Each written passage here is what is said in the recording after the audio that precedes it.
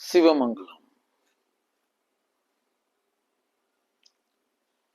கடந்த கால காயங்களும் எதிர்கால கனவுகளும் கடக்கும் இந்த நேரத்து கனானந்தத்தை பறிக்கிறது பாருங்களின் செல்வங்களே. கடந்த கால காயங்கள்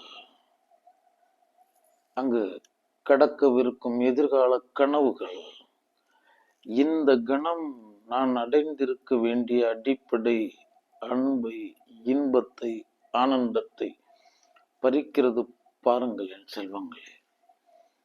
இங்கு பெரும்பகுதி இந்த மனங்கள் இந்த கடந்த கால காய வடுக்களினால் கட்டமைக்கப்பட்டிருக்கிறது. அதே போல எதிர்கால கனவுகளிலும் நிலை நின்றிருக்கிறது.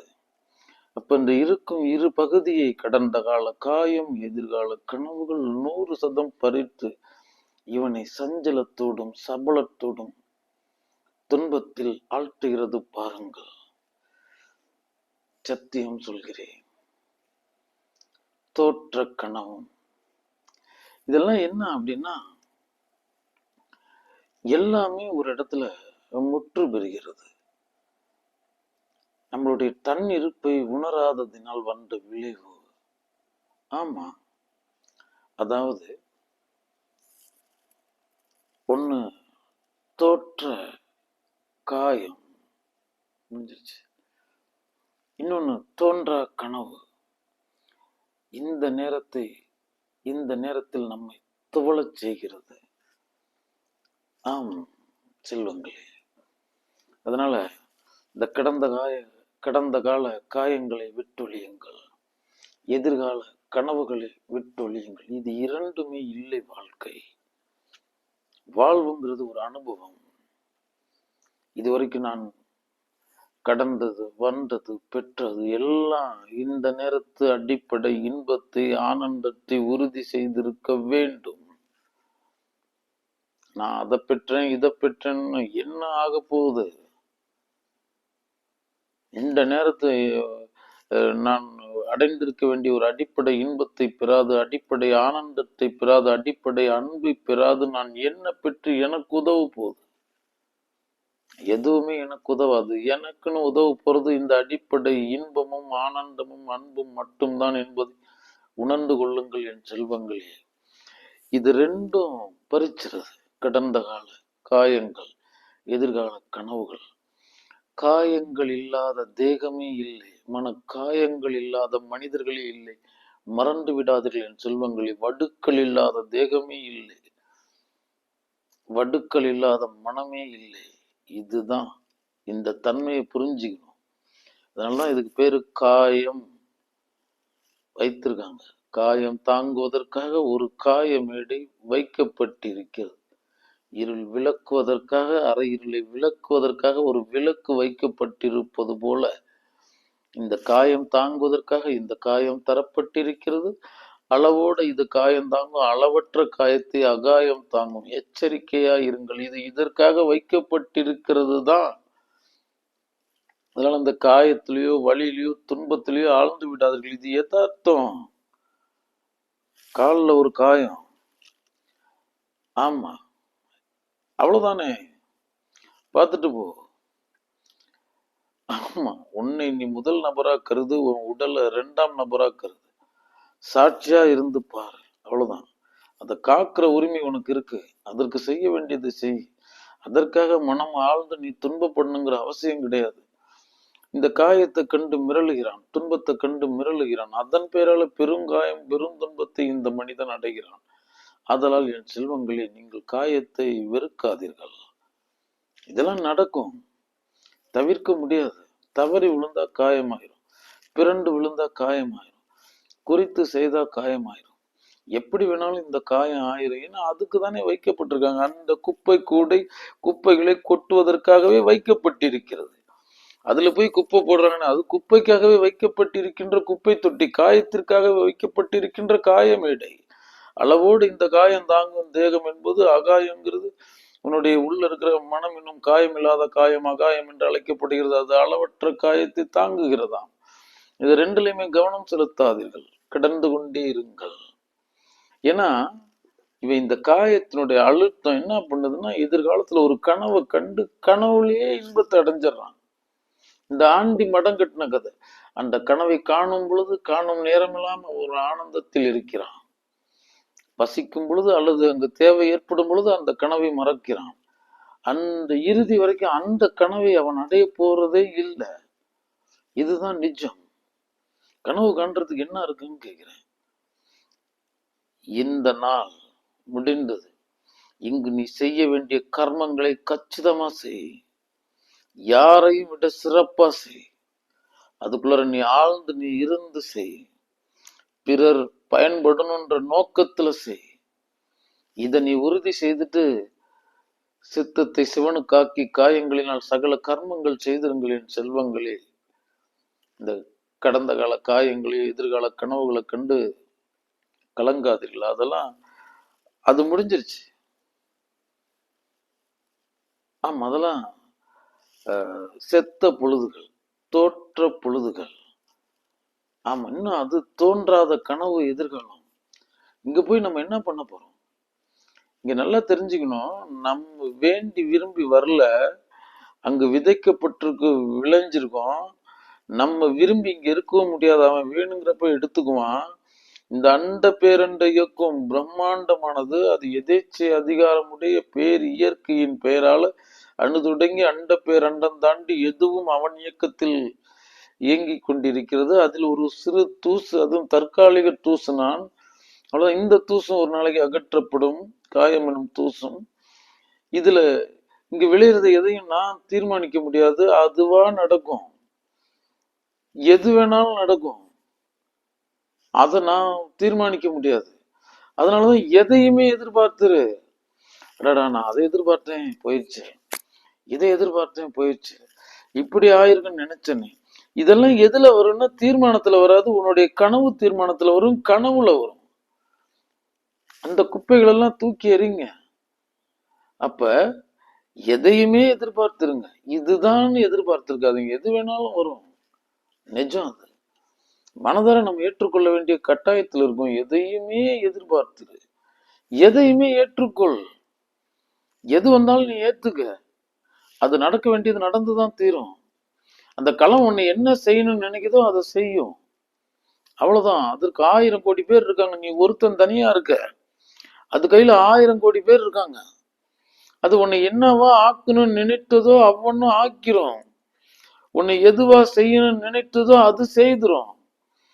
அப்ப இந்த நிலைகளில் நீ வாழ்ந்தால், அது தருகின்ற ஸ்தானங்களில் நீ ஆழ்ந்தால், அது பிடுங்கப்படும் பொழுது துன்பப்படுவாய். அப்போ அது சில ஸ்தானங்களை நிலைகளில் தரும் பொழுதே நீங்கள் அதிலிருந்து தள்ளி இருங்கள். அந்த தாமரை இலையில் தான் நீர் ஒட்டி இருந்தது, ஏனோ தெரியவில்லை. அந்த தடயத்தை வைக்கவே இல்லை. அந்த தாமரைகளில் நீர் போல ஒட்டியும் ஒட்டாமல் இருங்கள். அது உங்களுக்கு வழங்கின ஸ்தானங்களை நிலைகளில் நீங்கள் இருக்காதீர்கள். அது உங்க காலுக்கு கீழே போட்டு வச்சிருங்க. சாட்சியா பயணிச்சு பழகுங்க. அதை கொண்டு போய் தலையில வச்சுக்கிட்டு இருக்காதீங்க. கணக்க தொடங்கணும். கையில் இருக்கும் கணம் தலைக்கு சென்றுடுச்சு அப்படின்னா நீங்கள் தூக்கி எறியப்படுவீர்கள்.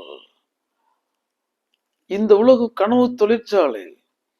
இந்த அலங்காரம், ஆடம்பரம், படாடோபம், இத்தியாதிகள் ஆயிரம் தோன்றிக்கிட்டே இருக்கு. இதெல்லாம் எதுக்கு தோன்றுதுன்னு அதுக்கும் தெரியாது. அறிவு இருக்கவே படைச்சுக்கிட்டே இருக்கான். என்ன ஆக போகுது? உனக்கு அடிப்படை தேவை என்ன? உன் தேகங்கிற அந்த மேடையை காக்கிறதுக்கு உண்டான அடிப்படை லட்சணமான உணவு என்ன?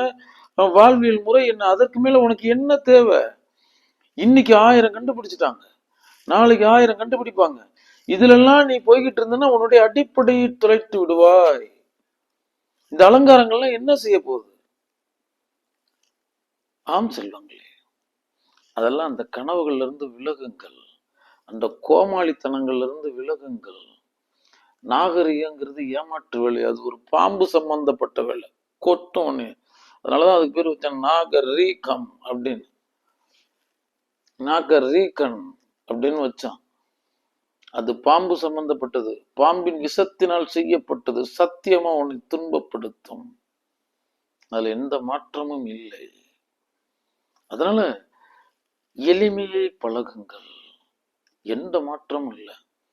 ஒரு தன்னடக்கத்துடன் நிலை நின்று இருங்கள். ஏதோ இந்த உலகம் கொண்டு போய் உங்களை குபீர்னு அங்க கொண்டு போய் நிறுத்திடுச்சுன்னு நினைச்சுக்கிட்டு இருக்காது. அப்படியே கொண்டு வந்து 1000 பேர் பார்க்க உன்னை அங்க வைத்திருக்கோம். அதுக்கப்புறமேட்டுக்கு உலகமே பார்க்காத குப்பை தொட்டிலையும் போய் போட்டுரும். அப்ப அது ஒரு நிலை தருது, அது ஒரு ஸ்தானம் தருதுன்னு நீ அதுல கொண்டாடி வச்சுட்ட அப்படின்னா, இங்க இன்னொன்னு இருக்கு, இன்ப துன்ப கணக்கு. துன்பம் உன்னை துன்பப்படுத்துறது இல்ல, அது எங்க கணக்கு வச்சிருக்குன்னு தெரிஞ்சுக்கணும். அது இயற்கையான வளங்களின் பெயரால் சில இன்பங்களை தருகிறது. அந்த இன்பங்களை சாட்சியாய் கண்டு சென்றிருக்க வேண்டும். ஏன்னா உன்னுடைய சொத்து ஆனந்தமா அன்பும். ஒருவேளை இந்த இன்பத்துல நீ எவ்வளவு ஆழ்ந்தாயோ, எவ்வளவு கொண்டாடினாயோ, அதுக்கு நேரா இரவு பகல் என அங்கு இன்பம் வைத்துட்டு அதுக்கு எதிர்பதத்தை வைக்கும். அப்ப நீ ஆழ்ந்த அளவு உன்னை ஆழ்த்தும், நீ கொண்டாடின அளவு உன்னை கொல்லும். அதனாலதான் பலருக்கு இந்த துன்பத்தை பார்த்து பயப்படுறான், மிரள்றான், ஓடுறான். அதெல்லாம் ஓடுற சமாச்சாரமே கிடையாது. அங்கு இந்த இயற்கை எனும் அம்பரா துணியில என்னை தாக்குவதற்காக வைக்கப்பட்டிருந்த அம்பது, அது எனக்குன்னு வைக்கப்பட்டிருந்தது. ஆமா, அப்படி ஆயிரக்கணக்கான அம்புகளால அந்த இயற்கை எனும் அம்பரா துணி இருக்கு. அதுல என் மேல ஒண்ணு விட்டுட்டாங்கன்னா எனக்கு அப்பா எனக்கு வழங்க இருந்த ஒரு துன்பம் எனக்கு விடுபட்டு விட்டது, அதனால இந்த அம்பு இனி என்னை தாக்காது அப்படின்னு நீ உன்னை விடுவித்து கொண்டே பயணிக்கணும். நீ வாங்க வேண்டிய அடியெல்லாம் வாங்கியே ஆகணும். நீ அடைய வேண்டிய துன்பத்தெல்லாம் அடைஞ்சே ஆகணும். தப்பவே முடியாது. சத்தியம் சொல்கிறேன் என் செல்வங்களில், காயங்கள் இல்லாத உடலே இல்லை, மனக்காயங்கள் இல்லாத மனமே இல்லை. மறந்து விடாதீர்கள் மனிதர்களே. சத்தியத்தை ஏற்றுக்கொள்ளுங்கள், சமாதானத்தில் நிலை நின்றிருங்கள், சகம் பயன்பட ஒரு வாழ்வு வாழணும்னு வாழ்ந்து வையுங்கள். மற்றபடி இந்த இன்ப துன்பங்கிறதெல்லாம் இரவு பகல் போலாத ஒரு யதார்த்தமான சமாச்சாரம். அதுக்குள்ள நம்ம பெருசா ஆழ்ந்து போகணும் வரணும் போகணும் அப்படின்லாம் ஒண்ணுமே இல்லை. அதனால எளிமையா இருங்க, தன்னடக்கத்தோட இருங்க, சற்று உள்வாங்கி இருங்க. இந்த வாய்ப்பை இந்த உலகத்திற்கு வழங்கி பழகுங்கள். நீ பாட்டுக்கு குடுன்னு முன்னாடி போய் நின்றுட்டு இருக்காத, யார் கண்ணையும் பறிக்காத, யார் கருத்தையும் பறிக்காத. ஆம் செல்வங்களே, குருநாதன் தான் சொல்லுவாங்க, சபையை கணக்க செய்யாதே, சபையை கணக்க வைக்க கூடாது அப்படிமா. ஆமா, உன்னை காண வேண்டிய அவசியமே இல்லாத மாதிரி இருக்கணும். ஆமா, அதனால நீ பெருசா அலங்காரம் அதெல்லாம் அந்த மாதிரி நிலைப்பாடுகள் அப்படி இந்த முந்திரி கொட்டை மாதிரி நின்றுட்டு இந்த பலருடைய கண்ணை கருத்தை மனதை காயப்படுத்திக்கிட்டு இருக்காது. சகஜமா போயிரு. ஆனா உன்னுடைய பலன் இந்த சகத்திற்கு பயன்படணும்ன்றதுல உறுதியாரு. அப்படி ஒரு உலகம் இருக்கு. நீ இந்த சக ஜீவன்களுக்கு பயன்படணுங்கிறதுல உறுதியாயிரு. இன்னும் சொல்ல போனா அதையே கொள்கையாய் அதையே நியதியாய் கொண்டு பயணி. ஆம் செல்வங்களே, ஒண்ணுமே இல்லை, எல்லாம் ஏமாற்று வேலை. நினைச்சுக்கிட்டா பெருசு, மறந்துட்டா துன்பமே இல்லை. ஊதி கெடுத்த சங்கு போல இவன் சிந்தித்து கெட்ட சித்தத்தை உடையவன். உன் துன்பம் எப்படி துன்பப்படுத்துதுன்னு பாரு, அதே நினைச்சுக்கிட்டே இருப்ப. அது பாட்டுக்கு உன்னை இரவு உறங்க விடாது. அதெல்லாம் இந்த பொழுதுகள் ஓடிக்கிட்டு இருக்கும். அதையே நினைச்சுக்கிட்டு நீ பாட்டுக்கு மீண்டும் மீண்டும் மீண்டும் அதுக்கான வழிமுறை தான் தேவை. அதை விடுவிக்கிறதுக்கு உண்டான மருந்து தான் தேவை. அதை நினைச்சு கவலைப்பட்டா என்ன போகுது? வலை காணுங்கள், இது கவலை இல்லை, வலை காணுங்கள். எந்த மனிதனையும் மனதையும் பிடித்து அங்கு ஆழக்கடலுக்குள்ள கொண்டு போய் புதைச்சிரும். இலகுவா இருங்க, லகுவா காணுங்க. ஒண்ணுமே நடக்கல, ஒண்ணுமே நடக்காது. அது தீர்மானிச்சதெல்லாம் நடக்கும். நான் ஏற்றுதான் ஆகணும், தாங்கிதான் ஆகணும். யார் என்னை காத்துற முடியும்? என் நோயை நான் காத்துற முடியுமா? என் துன்பத்தை நான் காத்துற முடியுமா? இந்த உலகம் என்னை மன முறிவுகளின் பெயரால சொல்லால காணலால செயலால துன்பப்படுத்துறது நான் விடுபட்டுற முடியுமா? இதெல்லாமே நடக்கும். இதெல்லாம் வெறுத்து நான் ஓடினாதான் எனக்கு 2 மடங்கு தண்டனை அளிக்கப்படும். நீங்க முன்னாடியே போங்க. வாங்கய்யா வாங்க. நல்லா இருக்கீங்களா? சிறப்பு. இந்த தேநீர் அருந்துங்கள்னு பேசுங்க. சத்தியம் சொல்கிறேன், உன் துன்பத்தை பார்த்தோ அல்லது துன்ப காரணிகளை பார்த்தோ நீங்கள் விலகி செல்லாதீர்கள். அதை எதிர்கொண்டு அலையுங்கள். அவர்கள் நம்மளுடைய ஏதோ ஒரு ஊழ்வினைன்னு இருக்காமா, அதை சரி செய்யறதுக்காக வந்திருக்க நிவாரணர்கள். அப்படி பாரு. நாம் செல்வங்களே, இதெல்லாம் புத்தி கொள்முதல். இங்க நடக்கிறது நடந்தே தீரும். எவனும் மாற்ற முடியாது. அதை மாற்றுவதற்கு ஒருத்தனும் கிடையாது. நீ நினைச்சு ஒண்ணு செஞ்சு அங்க நிலைநிறுத்திடலான்னு நினைக்கிறத விட முட்டாள்தனம் ஒண்ணு இல்ல. எந்த மனிதனாவது நினைச்சத அவன் நினைத்த ஒண்ணு சாதித்து அங்க நிலை நின்று இன்னைக்கு இந்த களத்துல சாட்சியா இருக்கிறானான்னு பாருங்கள் என் செல்வங்களே. ஏதோ அந்த காட்டாற்று பெருவெள்ளம் அடித்து செல்கிறது. அவர் அந்த முல்லை வனத்தில் நிற்கிறார், இவர் இந்த முள்வனத்தில் நிற்கிறார், அவர் அந்த கழிவு நீர் குட்டையில இருக்கிறார், அங்க ஒரு இயற்கை பிரதேசத்துல இருக்காரு. இவங்க சென்று அடையல. இந்த காட்டாற்று பெருவெள்ளம் அழைத்து சென்றது, இந்த பிரபஞ்ச பேரியக்கம் அழைத்து சென்றது. அந்த இடத்துக்கு போனோம்னா அது ஒரு நல்ல ஸ்தானம்னு உடனே அவர் அது நிலைக்கு நாயகம் ஆயிடுவாரு. என்னமோ அதுக்காகவே அவர் பிறந்தாரு வந்தாரு போனாருங்கிற மாதிரியே மாயையில ஆடி வைத்துருவாரு. பின்னாடி அதற்கான துன்பத்தை அடைவார். ஆம் செல்வங்களே, சும்மா இலகுவா பயணிங்க. போட்டி போட்டுக்கிட்டு இருக்காதீங்க. உன்னுடைய சுபாவமா ஆயிரும். 100% உனக்கு விதிக்கப்பட்ட கடமையை நீ செய்து ஆக வேண்டும். உன் கடமைகளை செய்யறதுல இன்னைக்கு சோர்வு அடைஞ்சிடாத. யாரையும் விட நீ சிறப்பா சிந்தி, சிறப்பா காணு, சிறப்பா சொல்லு, சிறப்பா செய். நாம் செல்வங்களே, சத்தியம் சொல்கிறேன்.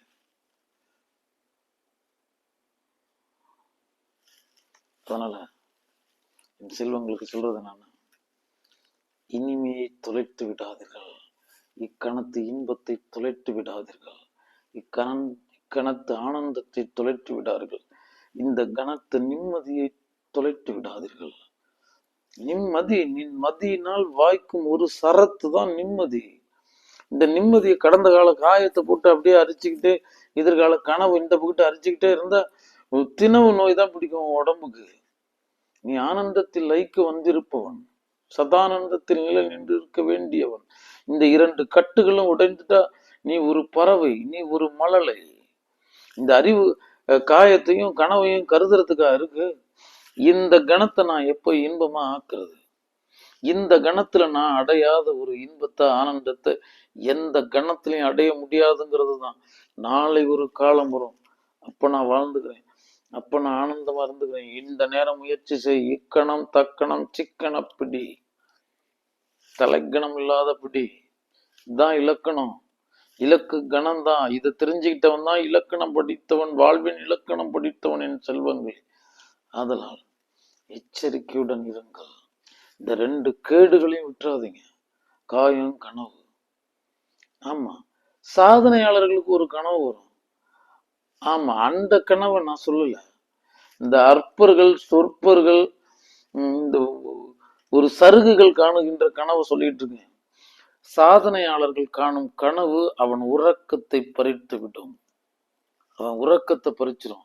இவர்கள் விழிதிறந்தே கனவு காணுபவர்கள், போதாதுன்னு உறங்கும் பொழுதும் அதே கனவை காணுபவர்கள். இவர்கள் வாழ்வே கனவுல முடிஞ்சிடும்.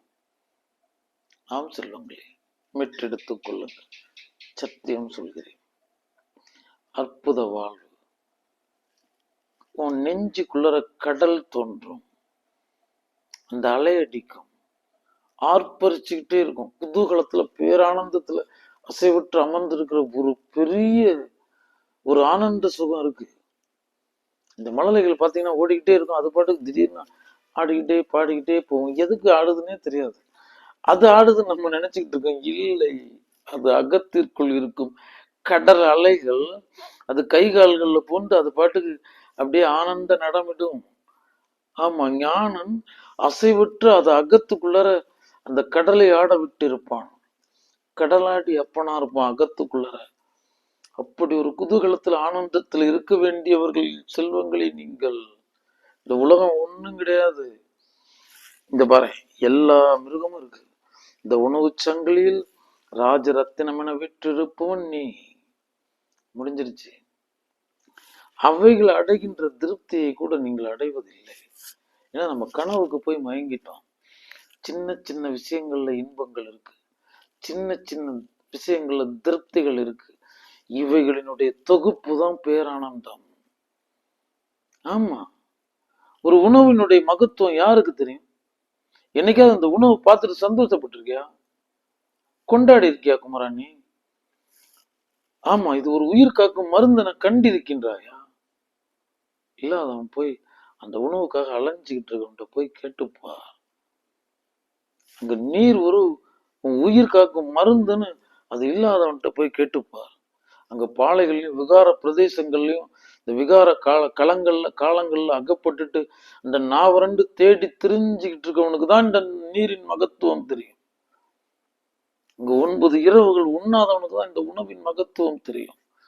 யாருமே இல்லாம ஓரியா அங்க பாட்டுக்கு மனிதர்களை தேடி ஓய்ந்து எதுவுமே இல்லைன்னு நிலை நின்றவர்களுக்கு தான் சுத்தி ஒரு கூட்டம் இருக்கு, நம்மளுடைய சகோதரங்கள் இங்க ஒரு போக்குவரத்துல இருக்கு அப்படின்னு அது ஒரு காணலே ஒரு சுகங்கிறது அவனுக்கு தெரியும். அதுலயும் சில உறவுகள் நம்மளை அரவணைக்கிறதுக்கு, நம்மளை காக்கிறதுக்கு, நமக்காக கண்ணீர் சிந்த, நமக்காக துன்பப்பட, நம்ம துன்பத்திற்காக வருந்துகின்ற சில உறவுகள் வேற கூட இருக்கா. அப்படின்னா அது இல்லாமையே வாழ்ந்துகிட்டு இருக்கான்ல, அவனுக்கு தான் அதனோட மகத்துவம் தெரியும். நம்ம உறவுகள் எல்லாம் உதாசீனப்படுத்திக்கிட்டு இருக்கோம், நட்பெல்லாம் உதாசீனப்படுத்திக்கிட்டு இருக்கோம், நமக்கு நல் போதனை செய்யறவங்களாம் உதாசீனப்படுத்திக்கிட்டு இருக்கோம். உன் உறவின் ஆழமே உனக்கு தெரியாது. பிரிந்த வேளையில் தான் உறவின் ஆழம் ஆழ்த்தும் வருத்தம். இழந்ததுக்கு அப்புறமேட்டுக்கு போராடிக்கிட்டு இருக்காதீங்க. சில தவறுகள் எதேச்சியா நடந்திருக்கும், எப்படி வேணாலும் நடந்திருக்கும். அதற்காக அவர்களை கண்டிக்கணும், வரணும், போகணுங்கிறதெல்லாம் ஒண்ணுமே கிடையாது. நீங்க எல்லாமே ஒரே சகோதர சகோதரிகள், விட்டு கொடுத்துதான் போகணும். சிலருக்காக சில கஷ்டங்களையும் சில துன்பங்களையும் விரும்பி ஏற்றுதான் ஆகணும். இதுதான் இந்த களம் தருகின்ற பாடம். இவ்விதத்துல எல்லாம் இருந்தாதான் நமக்கு நிஜமான சுகம் என்னன்னே தெரியும். நம்ம எல்லாம் வரட்டு வாழ்வு வாழ்ந்துகிட்டு இருக்கோம், முரட்டு வாழ்வு வாழ்ந்துகிட்டு இருக்கோம். சும்மா மிருகங்கள் ஒன்னு அடிச்சு சாப்பிடுது அப்படின்னா அதற்காக அது உழைச்சது, வேர்த்தது, வலித்தது, தன் இன்னுயிரையும் காத்தது. இத்தனை பெரிய வாழ்வியல் போராட்டத்துலதான் அந்த காட்டெருமையை அந்த சிங்கம் கொன்று உண்டது, தன் உறவுகளுக்கு தண்டது.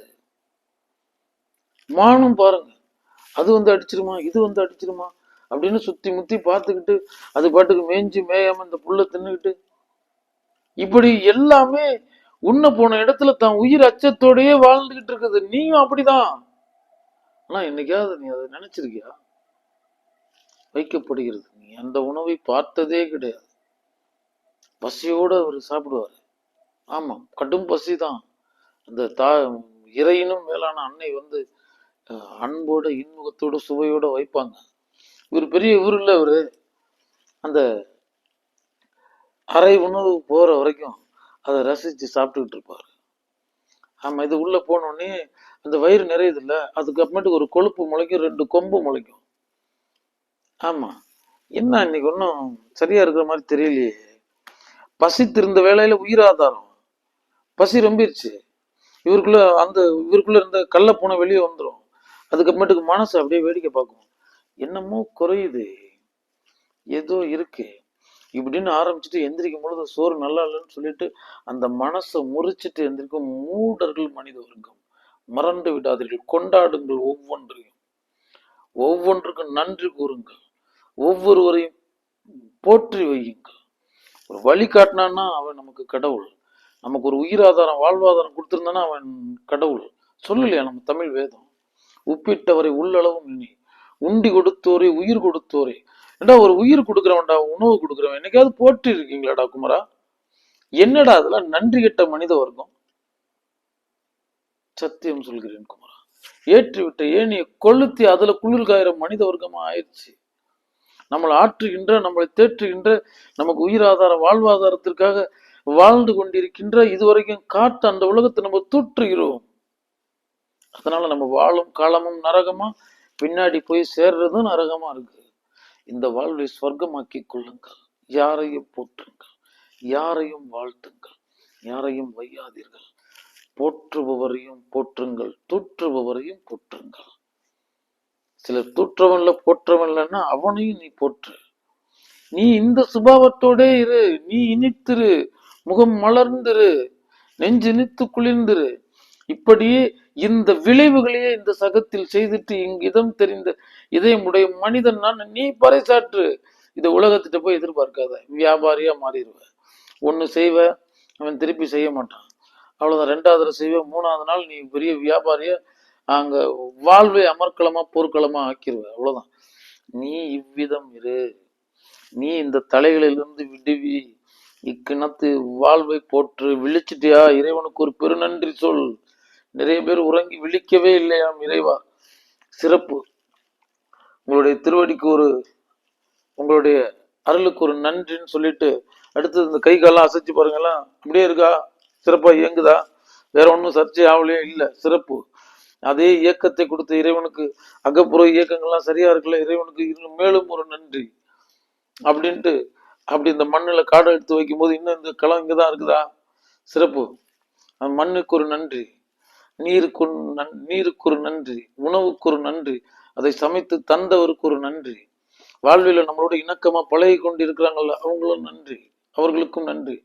குமரா, உங்கள் எதிரியை கூட நீ போற்ற வேண்டும், துரோகியை கூட போற்ற வேண்டும். ஏனெனில் பல பேர் எதிரிகளால் வீழ்த்தப்பட்டிருக்கிறார்கள், துரோகிகளால் வீழ்த்தப்பட்டிருக்கிறார்கள். உனக்கு வாய்த்த எதிரி நல்லவன், உன்னை உயிரோடு ஓட விட்டிருக்கிறான். உனக்கு வாய்த்த துரோகி நல்லவன், உன்னை உயிரோடு இயங்க விட்டிருக்கிறான். அதனால அவர்களுக்கு இரட்டை நன்றி சொல்லி கடந்து வை. இதெல்லாம் சத்தியம் செல்வங்களே.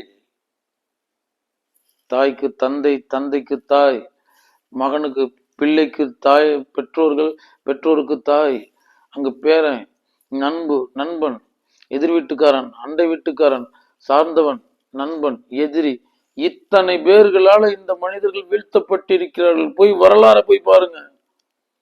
ஆனா உங்களுக்கு வாய்த்து இருப்பவர்கள் எல்லாம் நல்லவர்கள். ஏன்னா உன்னை உழல விட்டுருக்காங்க, இன்னும் உன்னை புறம் தள்ளல, இன்னும் அந்த ஓட்டத்துல அந்த மேடையில வச்சிருக்காங்க.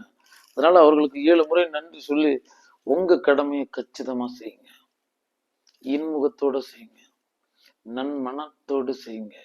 நன் மண் தந்த மன்னன் நீ, உனக்குள்ள அப்படி ஒரு ராஜ லட்சணம் இருந்துகிட்டே இருக்கட்டும். மண் தந்த மனிதன் எல்லாமே மன்னன் தான். உணராம சருகா இந்த கொடி பிடிச்சுக்கிட்டு இந்த கோஷம் போட்டுக்கிட்டு இருக்க அந்த தலையற்ற முண்டங்களை விடுங்க, நீ அந்த பிண்டங்களை விடுங்க. நீ தலைவுடை தலைவன், உன் உச்சபட்ச கடமை இங்கு செய், அவ்வளவுதான். வேற ஒன்றும் கிடையாதுன்னு சொல்றேன். ஏன்னா எல்லாத்தையும் தாண்டி இது நம்மளுடைய மன சுபாவமா இருக்கணும். இயற்கை ஒண்ணு எவ்வொன்னும் இயக்கணும்னு நினைச்சிச்சோ அப்படிதான் நீ இயங்குவ. இச்சை செயலை நீ செய்கிறாய், உனக்குள் நடக்கிற அனிச்சை செயலை யார் செய்கிறா, அதுதான் செய்யுது.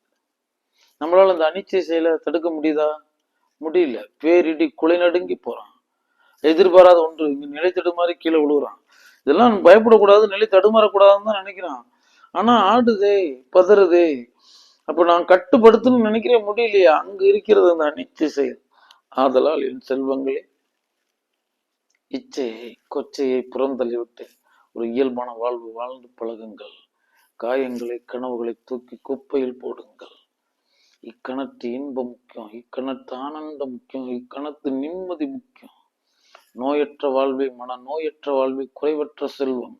மனநோய் உடையவர்கள் மட்டும்தான் கடந்த கால காயங்களையும் எதிர்கால கனவுகளையும் கண்டு கலங்கி தன்னை சுற்றி இருக்கவர்களையும் கலங்க வைத்து இவனால இந்த உலகத்திற்கு கலக்கம் மட்டும்தான் விளையுங்கிற ஒரு வாழ்வு வாழ்ந்து விடுகிறான்.